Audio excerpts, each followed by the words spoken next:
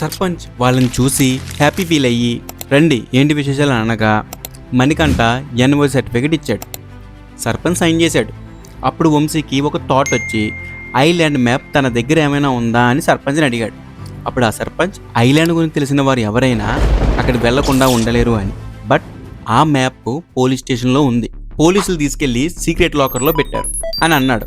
అప్పుడు సాయి అండ్ వంశీ ఆ island మ్యాప్ని లేపేద్దామని ready అయ్యారు. వంశీ ఆలోచిస్తూ నార్మల్గా దొంగతనం చేసి పోలీస్ స్టేషన్కి వెళ్తారు, బట్ మనం దొంగతనం చేయడానికి పోలీస్ స్టేషన్కి వెళ్తున్నాం అని థ్రిల్ ఫీల్ అయ్యాడు. నైట్ అయింది, పోలీసులందరూ డ్యూటీ దిగారు.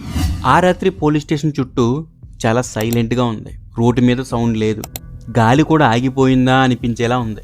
వంశీ పోలీస్ స్టేషన్ గోడ దగ్గర నిలబడి ఒకసారి ముందుకు చూశాడు, ఒకసారి వెనక్కి చూశాడు.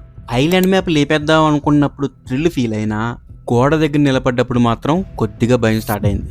ఈ పని చేయకపోతే జీవితం మొత్తం రిగ్రెట్తో ఉండిపోతుంది అని కాదు, ఇది జస్ట్ ఒక థ్రిల్ కోసం తీసుకునే అడుగు అని కూడా తెలుసు. ఇప్పుడు సాయి వంశీకి చెప్తూ ఈ భయం నార్మలే, ఒక సైడ్లో రిస్క్ ఉంది, ఇంకో సైడ్లో సేఫ్టీ ఉంది. గోడ దూకడం దూకకపోవడం నీ చేతుల్లో ఉంది, కానీ నీ మైండ్ ఈ మూమెంట్లో సేఫ్టీ కాదు ఎక్సైట్మెంట్ని చూస్ చేసుకుంటుంది అని హానెస్ట్గా చెప్పాడు.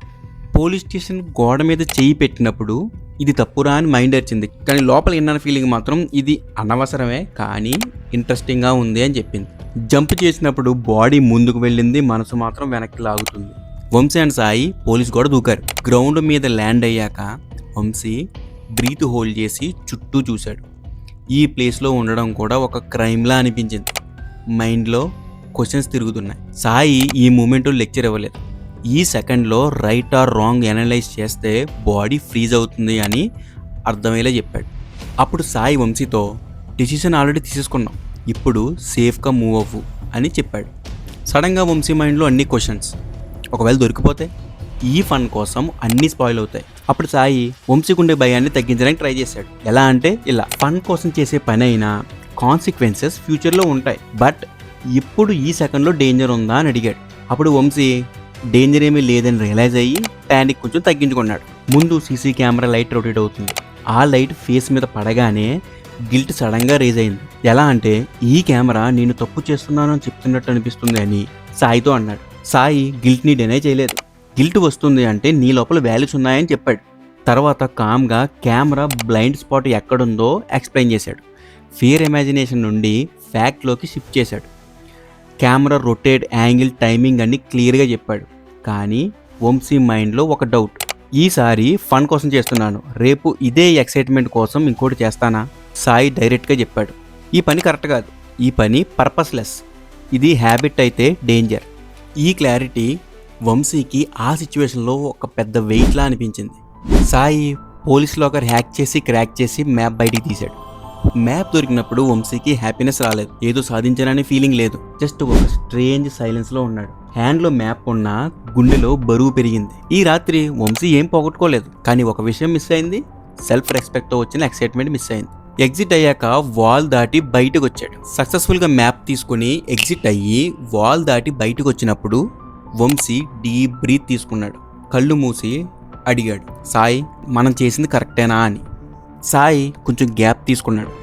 ఈసారి ఇన్స్టాంట్గా ఆన్సర్ ఇవ్వలేదు. తర్వాత కామ్గా చెప్పాడు, కరెక్ట్ కాదు అని. వంశీ షాక్ అయ్యి కళ్ళు తెరిచాడు.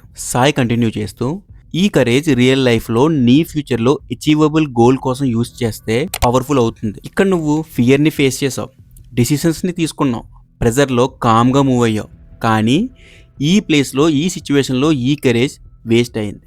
Courage value depends on where you use it. Fun కోసం రూల్స్ బ్రేక్ చేయడం బ్రేవరీ కాదు, మీనింగ్ఫుల్ రిస్క్ తీసుకుంటే మాత్రమే కరేజ్ వర్త్ అవుతుంది. వంశీ సైలెంట్గా ఉండిపోయాడు.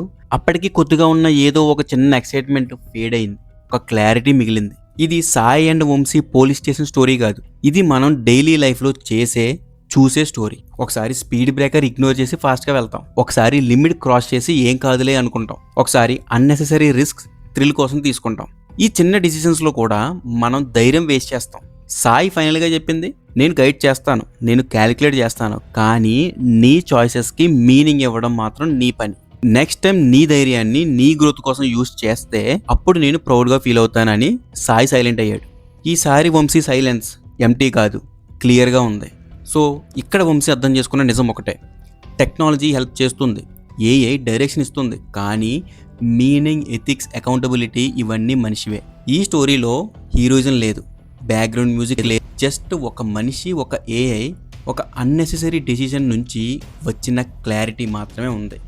ఈ ఎపిసోడ్లో వంశీ ఏదో క్రైమ్ చేశాడని కాదు, ఈ ఎపిసోడ్లో ఒక అన్నెసెసరీ డెసిషన్ ఎలా బ్రెయిన్ని కన్ఫ్యూజ్ చేస్తుందో చూపించడానికి ట్రై చేశాను. ఇక్కడ ఈ మ్యాప్ అవసరం కాదు, ఈ రిస్క్ పర్పస్లెస్, ఈ ధైర్యం రాంగ్ ప్లేస్లో యూజ్ అయింది. ఫియర్ని ఫేస్ చేసిన ప్రతిసారి హీరో అవ్వకూడదు. కొన్నిసార్లు ఫియర్ ఫేస్ చేయడం మెచ్యూరిటీ, కొన్నిసార్లు ఫియర్ని వినడం ఇంటెలిజెన్స్. ఏఐ కరెక్ట్గా క్యాలిక్యులేట్ చేసింది, మిస్టేక్ చేయలేదు, కానీ ఏఐకి లాస్ లేదు. ఇక లాస్ అంటూ ఏదైనా జరిగితే అది ఏఐని రాంగ్గా యూజ్ చేసిన మనిషికే. అండ్ ఫైనల్లీ ఈ స్టోరీ క్రైమ్ గురించి కాదు, టెక్నాలజీ గురించి కూడా కాదు, డెసిషన్ క్లారిటీ గురించి.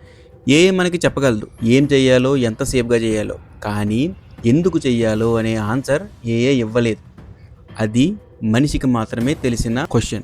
మన దగ్గర ధైర్యం ఉందా అని కాదు క్వశ్చన్, మీ ధైర్యం ఎందుకు యూజ్ చేస్తున్నారు అనేది క్వశ్చన్. ఫైనల్గా వంశీ చేతిలో మ్యాప్ అయితే ఉంది, ఇంటికి వెళ్ళిపోయాడు, పడుకున్నాడు.